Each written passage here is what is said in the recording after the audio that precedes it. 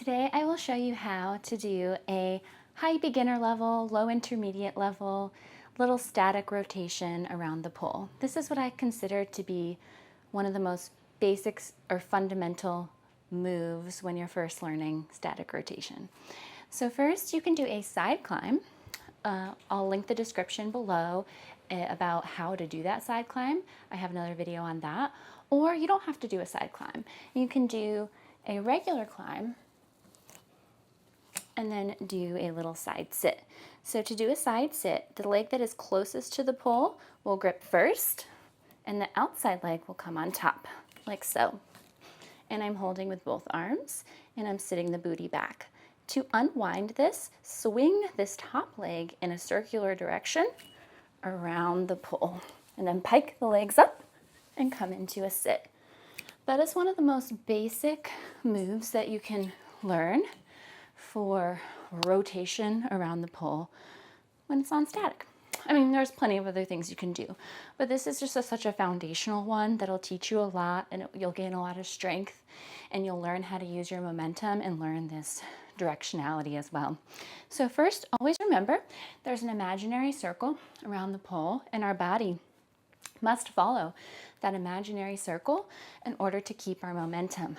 Another thing to keep our momentum is we need to keep limbs and body skin and body out of the way if it doesn't need to be there, because otherwise it'll stop the rotation. So if a hand gets in the way, it'll cut off your rotation.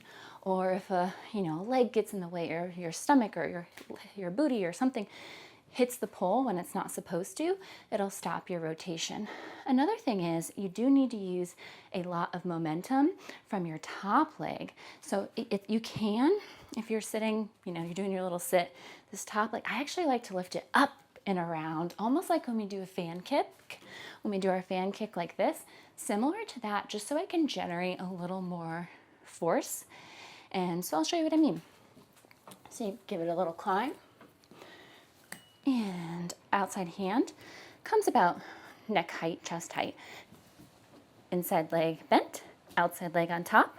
Remember, this top leg is going to kind of do that fan kick motion, up and around, and then pike, up, split the legs, and come into a sit. And then once you're here, you can take it to something else, like you can take it to a violator or something like that.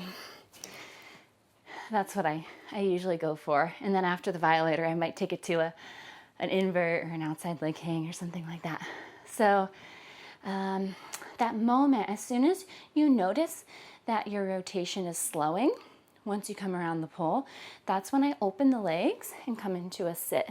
As soon as, I'll try to give it I'll do it more slow motion so you can get a better idea, although it's very hard to do it slow motion because you need the energy to make it correct. So here, slower, pike, turn into the pole, belly to the pole, and sit.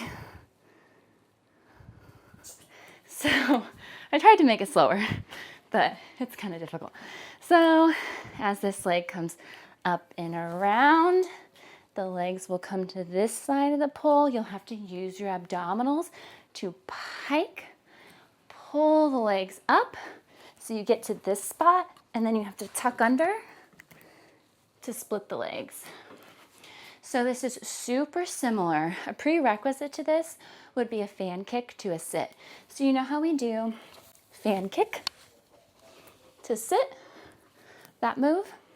You should be able to do that very proficiently before you do this move up the pole. So again, I'll show you kind of at the base.